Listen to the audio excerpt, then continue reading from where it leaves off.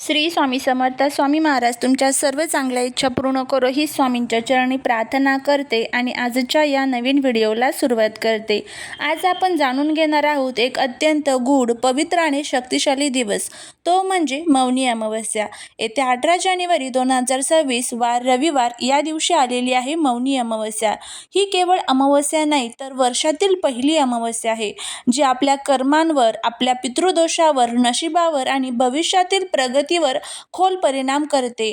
जर या दिवशी आपण योग्य नियम पाळले, योग्य उपाय केले आणि पितरांना तृप्त केले तर अनेक लोकांचे अडथळे, दारिद्र्य, नोकरीतील अडचणी, विवाह अडथळे, संतती अडथळे, पितृदोष हे सर्व हळूहळू दूर होण्यासाठी मदत होत असते. हा व्हिडिओ पूर्ण शेवटपर्यंत पहा, कारण मी तुम्हाला एक अतिशय प्रभावी असा हा उपाय सांगणार आहे. पितरांसाठी आपल्याला एक दिवा जो आहे तर तो लावायचा आहे.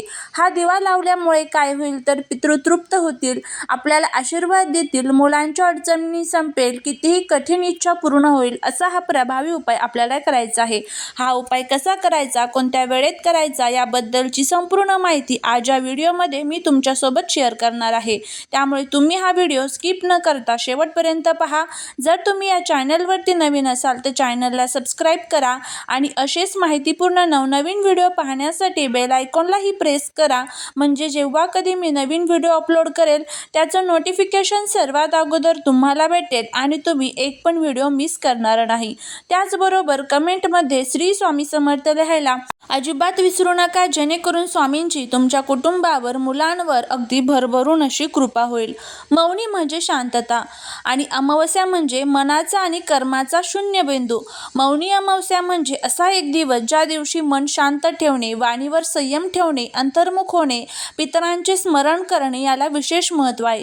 पुराणांमध्ये सांगितलेलं आहे, या दिवशी मौन पाळल्यास हजारो जपाचे फळ मिळते. मित्रांनो, वर्षाची पहिली ही अमावस्या म्हणजे संपूर्ण वर्षाचा पाया असतो. या दिवशी आपण जे करतो तसे विचार निर्माण होतात, तसे कर्म बळकट होतात, तसे परिणाम पुढे चालतात. म्हणूनच ही अमावस्या नशीब बदलवणारी अमावस्या मानली जाते. या दिवशी पितृलोक पृथ्वीच्या सर्वात जवळ येतो. सूक्ष्म शक्ती जागृत असतात. पूर्वज आपल्या कुटुंबाकडे पाहत असतात, आपले स्मरण आणि श्राद्ध स्वीकारतात. म्हणूनच या दिवशी केलेले दान, सेवा, दिवा, जल अर्पण हे थेट पितरांपर्यंत पोहोचते असं म्हटलं जातं. या दिवशी काय करावे? सकाळी ब्रह्ममुहूर्तात लवकर उठावे, त्यानंतर स्वच्छ पाण्याने स्नान करावे. शक्य असल्यास पाण्यात तीळ आणि गंगाजल मिसळून स्नान करावे. मौन पाळण्याचा संकल्प करावा. पूर्ण दिवसभर नाही जमले तरीही किमान 1 तास मौन अवश्य पाळणे केले पाहिजे. हे मौन मन शांत करते, पितृकृपा वाढवते, नकारात्मक ऊर्जा कमी करते. देवघर या दिवशी स्वच्छ करून दिवा लावा. तुपाचा किंवा तिळाच्या तेलाचा हा दिवा नक्की लावावा. त्याचबरोबर ओम नमः शिवाय किंवा ओम पितृदेवताभ्यो नमः या मंत्राचा जप आवर्जून करा. या दिवशी काही गोष्टी आपल्याला प्रामुख्याने करायच्या नसतात. त्यामध्ये खोटे बोलू नका, कोणाचा अपमान करू नका, मांस, मद्य सेवन टाळा, वाद, भांडण टाळा, केस नखे कापू नका, उगाच राग धरू नका. लक्षात ठेवा, या दिवशी केलेले चांगले वाईट कर्म अनेक पटीने फळ देत असते. या दिवशी टाळायच्या सर्वात मोठ्या ज्या चुका आहेत तर त्या म्हणजे पितरांची थट्टा आणि दुर्लक्ष करू नका. हे काही खरे नाही अशी नकारात्मक कृती घरामध्ये ठेवू नका. दान करताना अहंकार ठेवू नका. उपवास करून राग करणे टाळा.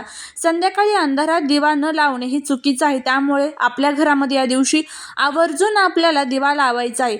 या चुका पितृदोष वाढवतात, त्यामुळे या गोष्टी आपल्याला आवर्जून पाळायच्या असतात. मौनी अमावस्येला सेवा म्हणजे सर्वात मोठी पूजा. कोणतीही सेवा श्रेष्ठ असते, तर गरजू व्यक्तीला अन्न दान करणे, वृद्धांना वस्त्र देणे, गरीब मुलांना वही पेन देणे, गाईला चारा देणे, कुत्र्याला भाकर देणे. सेवा करताना मनात फक्त एकच भाव ठेवा, हे माझ्या पितरांच्या नावाने आहे. मौनी अमावस्येचे प्रभावी काही उपाय म्हणजे काळ्या तिळाचे दान करा, पाण्यात तीळ टाकून सूर्याला अर्घ्य अर्पण करा, शिवलिंगावर जल अर्पण करा, पिंपळ झाडाभोवती 7 प्रदक्षिणा घाला. हे उपाय अडथळे कमी करतात, नोकरी व्यवसाय सुधारतात आणि घरातील अशांती कमी करतात. सर्वात प्रभावी उपाय अजून आपल्याला करायचा आहे, तो म्हणजे आपल्या पितरांसाठी आपल्याला दिवा लावायचा आहे.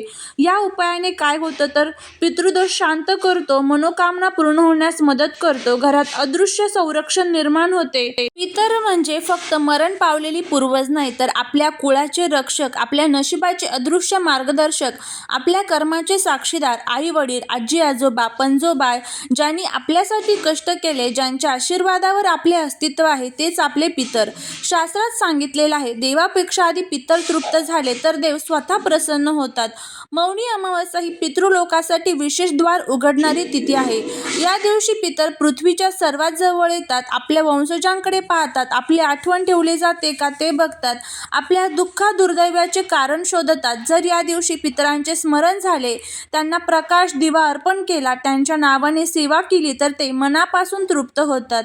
खूप लोक म्हणतात मी खूप कष्ट करतो पण यश मिळत नाही. या मागे अनेकदा पितृदोष असतो. पितृदोषाचे सामान्य लक्षण म्हणजे नोकरीत अडथळे, पैसा येऊन लगेच खर्च होणे, घरात कायम वाद, संतती अडचणी, लग्न जमत नाहीये, वारंवार अपयश येतंय, मानसिक अस्थिरता आहे, हे सर्व पितरांचे संकेत असतात. आम्हाला स्मरा, आम्हाला तृप्त करा असे आपल्याला पितर संकेत देत असतात. पितर सूक्ष्म लोकात असतात. त्यांना अन्न पाणी नाही तर प्रकाश हवा असतो, ऊर्जा हवी असते, स्मरण हवे असते. दिवा म्हणजे प्रकाश, उष्णता आणि चेतना, जीवनशक्ती. जेव्हा आपण दिवा लावतो तो प्रकाश पितृलोकात पोहोचतो, त्यांना शांतता मिळते, त्यांची अतृप्त इच्छा पूर्ण होते. म्हणूनच दिवा हा पितरांचे अन्न मानला जातो. पितर तृप्त होण्यासाठी मोठे श्राद्ध लागत नाही तर भावना शुद्ध असली पाहिजे. मनापासून स्मरण, नाव घेऊन प्रार्थना करून दिवा आणि सेवा केली, अहंकार नसलेले दान केले तर पितर तृप्त होतात आणि नशीब जागृत होते. पितर जर तृप्त झाले तर अडलेली कामे मार्गी लागतात, अचानक मदत मिळते, योग्य लोक भेटतात, वाईट योग दूर होतात, घरात शांतता येते, मनोकामना हळूहळू पूर्ण होतात. पितर कधी थेट देत नाहीत पण मार्ग तयार करून देतात. त्यामुळेच आपल्या पितरांना आपल्याला तृप्त करण्यासाठी हा जो एक दिवा आहे तर तो लावायचा आहे. आता हा दिवा लागण्यासाठी काय काय आपल्याला सामग्री लागणार आहे तर मातीचा दिवा, त्यानंतर आपल्याला मोहरीचं किंवा तिळाचं तेल लागणार आहे. ते नसेल तर तुमच्याकडे जे कोणतं तेल असेल ते घ्या. वात घ्यायचे आहे, काळे तीळ घ्यायचे आहे, अगरबत्ती आणि पाणी घ्यायचं आहे. दिवा कुठे लावायचा तर घराच्या दक्षिण दिशेला दिवा लावायचा आहे. शक्य नसेल तर देवघराच्या म्हणजेच आपलं देवघर जे आहे तर तिथे थोडंसं बाजूला तुम्ही दक्षिण दिशेला तुम्हाला हा दिवा जो आहे तर तो लावायचा आहे, किंवा मुख्य दरवाजाच्या बाहेर किंवा आपल्या किचनमध्ये जिथे हंडा वगैरे असतो, आपलं पाणी भरून ठेवतो तर तिथे दक्षिण दिशेला तोंड करून तुम्हाला हा दिवा लावायचा आहे. अशा पद्धतीने कुठेही एका ठिकाणी तुम्ही हा दिवा लावू शकता, कारण दक्षिण दिशा ही पितरांची दिशा असते. आता दिवा लावण्यासाठी अगोदर दिवा घ्यायचा, त्यामध्ये तेल टाकायचं, त्यानंतर त्यामध्ये काळे तीळ टाकायचे आणि वात टाकायची, दिवा प्रज्वलित करायचा. दिवा प्रज्वलित केल्यानंतर पितरांचे स्मरण करायचे. ओम पितृदेवताभ्यो नमः. माझ्या कुळातील सर्व पितरांना हा दिवा अर्पण आहे, ते तृप्त होत आम्हाला आशीर्वाद देवत अशी प्रार्थना करायची. आणि त्यानंतर आपल्याला हा जो दिवा आहे तर तो दक्षिण दिशेला तोंड करून घरामध्ये, घराच्या बाहेर किंवा किचनमध्ये माठाजवळ वगैरे ठेवायचा आहे. त्यानंतर दिव्याला नमस्कार करायचा आहे. काळे तीळ आवर्जून घालायचे, कारण दक्षिण दिशेला ज्या वेळेस आपण दिवा लावतो त्यावेळेस त्यामध्ये काळे तीळ घातले तरच तो दिवा आपल्या पितरांना अर्पण होतो. त्यानंतर शेवटी प्रार्थना करायची, माझ्या पितरांनो, जाणीव अजाणतेपणे काही चूक झाली असेल तर क्षमा करा, आमच्यावर घरावर कृपा ठेवा अशी आपल्याला प्रार्थना करायची. त्या दिवशी किंवा दुसऱ्या दिवशी गरजू व्यक्तीला अन्न किंवा पाणी दान करा, हे माझ्या पितरांच्या नावाने आहे अशी प्रार्थना ठेवा आणि बघा नक्कीच तुम्हाला याचा फायदा होईल. त्यानंतर आपल्याला हा जो दिवा थंड झाला की नंतर दिव्यातलं जे साहित्य निर्माल्यात टाकून दिवा परत स्वच्छ करून घरामध्ये यूज करू शकता. असा हा दिवा लावून बघा, तुम्हाला याचा फायदा होईल. झालेली सेवा महाराजांच्या चरणी रुजू करते. श्री स्वामी समर्थ.